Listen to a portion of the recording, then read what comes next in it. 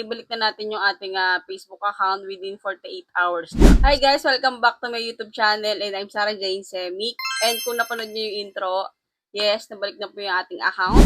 Yung lahat po na account po natin na disable and na-suspend is bumalik na po. So, yun nga. Yung nakaraan, yung mga previous video ko is na-problem pa ako. So, ngayon, sabi ko sa inyo, sa next video natin, ituturo ko na sa inyo kung paano na ibalik yung ating account. So, ito na siya.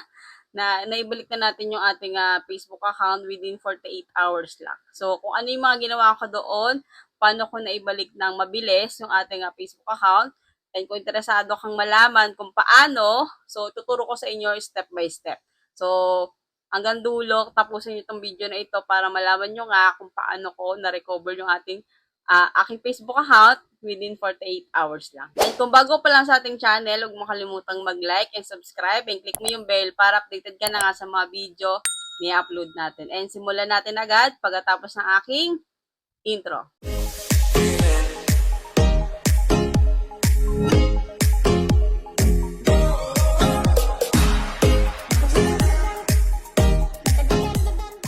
Nandito tayo sa aking screen ng aking PC. So, may papakita lang ako ng mga screenshot. Then, yung mga ibang ano dito is yung ibang record is papakita ko sa ating screen. So, unang-una guys, ito yung ating note. So, how to recover your Facebook disable. So, step 1, go to Facebook Help Center. Then, step 2, check your phone, report a problem. So, mamay makita ko sa inyo yan. Then, step 3, email. Mag-email tayo. Then, step 4 is meta verify. So, una natin gagawin is punta tayo kay Facebook Help Center. Ayan. So, sa ating mga browser, yan, search. Yan nyo lang, Facebook Help Center. So, ito guys, ito yung pinakauna kong ginawa sa ating account. Kasi nagtingin-tingin din ako sa TikTok, yung mga paraan nila, may balik yung kanilang account. So, ito yung mga nakita ko sa kanila. So, ito yung unang lumabas, Facebook Help Center. Click nyo yan.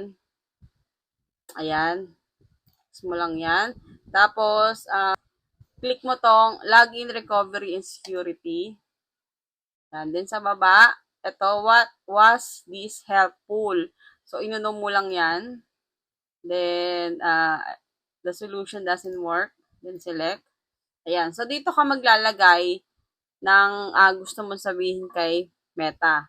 So, ako, may nilagyan ako dito. Then, kaka-paste nyo na lang to kung gusto nyong gayahin yung nilagay ko dito. So, lalagay ko sa comment section. Bahala na kayo kung paano nyo bahala na kayo kung paano nyo makukuha or i-screenshot nyo na lang. Ayan. So, ito yung aking sinabi dito. So, ito guys, depende naman ito guys sa mga problema nyo sa account. Kasi, para lang ito sa mga na-disable or na-disable or na-suspend yung account. Pero kung may iba pa kayong issue regarding sa inyong account, mag-ChatGPT na lang kayo, magtanong kayo kay ChatGPT kung ano yung pwede nyo ilagay. So, after nyong may ilagay yan, so, submit nyo na. Okay? So, ako hindi ko na isa-submit niya, pinakita ko lang sa inyo yung paano natin gagawin. So, after nyan, punta tayo dito sa, punta tayo dito sa gilid, pakikita nyo to yung feedback, click nyo yan. Then, i-click nyo tong weekly dissatisfied. So, click mo lang yan, then next. Then, kung ano yung nilagay mo dito, ganun din yung i-paste mo. Ayan, ganun din. Yan, okay? Tapos, submit mo na. After mo submit na yan, magantay ka muna ng ilang oras. For example, okay na yan. Nakapag-submit na kayo dyan. Magantay ka ng ilang oras. Tapos, ito naman yung gawin mo. For example, sa cellphone to guys ha. Imagine niyo na lang cellphone nitong hawak ko. I-shake nyo. Diba kapag sinishake yung cellphone is lumalabas ito, report a problem. So, kapag lumabas ito, i-click nyo yan. I-click nyo ang report a problem na ito. Diba, nag-shake kayo ng cellphone. Punta muna kayo sa pinaka harap ng Facebook nyo. Tapos, click nyo lang yung report a problem. Then, next nyan. Ito na siya. So, yung report at technical problem, ganun din. Ilalagay nyo din yung kung ano yung nilagay nyo doon sa help, kung ano yung nilagay nyo sa Facebook Help Center. So, ito rin yung ilalagay nyo dyan, dito. So, ilalagay nyo na lang dyan, duktungan nyo na lang ng inyong username, yung Facebook link nyo, tapos yung email address nyo. So, yun.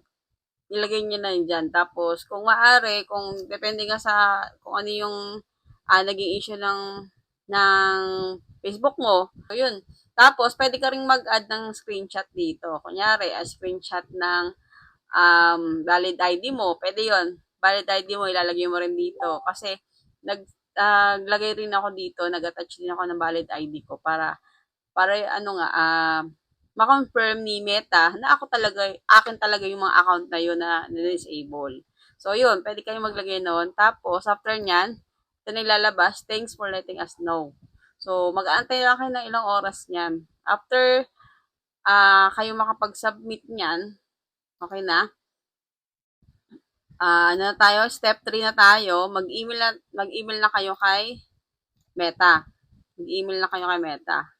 So, ito, yung email na ito guys is lalagay ko rin sa ating comment section. Pero edit nyo na lang din to guys kasi depende sa ano nyo yan, sa kung anong issue nyo.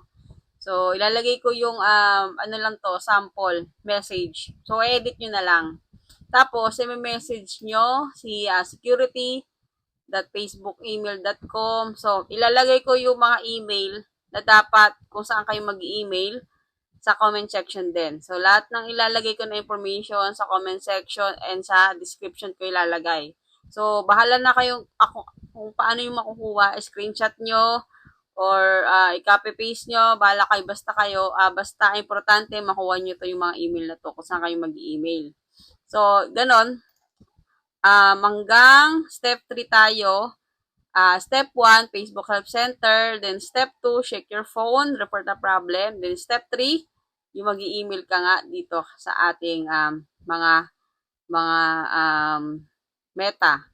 Ayan, disable.fb.com, meta support, ayan, help.fb.com, appeal.fb.com, ayan. So, doon ka mag-email guys. Then, ito, optional na lang to guys. Kung gusto nyong magpa-meta. Gusto nyong magpa-meta verify. Ayan. So, isa rin kasi to sa nakatulong sa akin, yung nagpa-meta verify ako. Dahil, nakausap ko mismo si Meta. Nakausap ko mismo si Meta Support, then in-explain ko kung anong nangyari sa aking account. Ayan, tapos, yun nga, ang sabi niya dito is, ito, account integrity issue related to linked accounts. Yun nga, yun yung pinaka-reason niya kung bakit na-disable or na-suspend yung ating mga account. Kasi nga, kung napanood nyo yung previous content natin, in-explain ko yan kung bakit ganon. Dahil nga sa mga account natin na madami ang nakalagay sa isang device. So, nade-detect yun ni Meta, and akala niya is spam yun. Tapos, hacker, siyempre, pag na-trigger si Meta, ayun, sabay-sabay talaga yun. Mag-disable lahat talaga yung account nyo. So, iwasan nyo rin yun na maraming naka-open or naka-link doon sa isang device. Yun yung pinaka-advice niya sa akin. If may content, kasi sabi ko kasi, may isa akong content na account for content creator, for content creation ko lang yung isang account.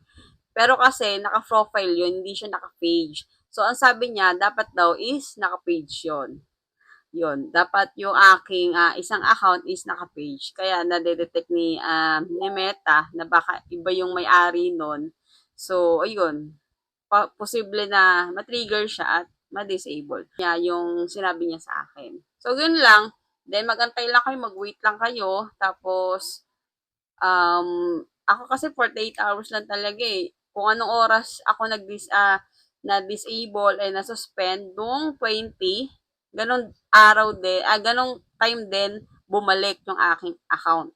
So, ganun siya kabilis, guys. Pero, ano lang kayo, maging masipag lang kayo lagi sa ano, sa pag report, pag-a-appeal, ayan. Kasi, kayo lang naman mismo talaga makakatulong sa inyong account. Yun yung mga step na ginawa ko, guys, para may balik yung aking account within 48 hours lang. So, napakabilis. Hindi ko na-expect na mababalik siya kaagad ng ganun lang yung mga ginawa ko. Pero kasi, kung alam mo naman sa sarili mo na wala kang talaga nilabag or nagkamali lang si Meta, si Facebook, kasi ganun naman talaga, walang perfect kahit si Meta nagkakamali. So, 'di ba? Huwag kayong masyadong mataranta, huwag kayong masyadong malungkot. Babalik din 'yan. Kung alam niyo naman sa sarili niyo is okay yung account natin, wala tayong ginagawa. Babalik po 'yan ng kusa. And ayun, sana bumalik na rin yung mga account nyo at gawin nyo yung mga ginawa ko din. And panoorin nyo po yung mga previous content natin dahil in-explain ko po doon yung ibang topic regarding po sa pagre-recover ng ating account. So, kung may iba pa kayong tanong regarding po dito, na naibalik na po yung ating account, na nung nakaraan problema talaga ako kasi hindi ko talaga, alam mo yun, hindi ko ma-imagine na bakit sabay-sabay. Yung pala, ganun yung nangyari na account integrity yung tawag. So, yun, lesson learned na rin sa atin na huwag tayong masyadong, sa ating mga account. Huwag tayong madami yung account natin kasi madedetect at matitrigger si Meta. Yun.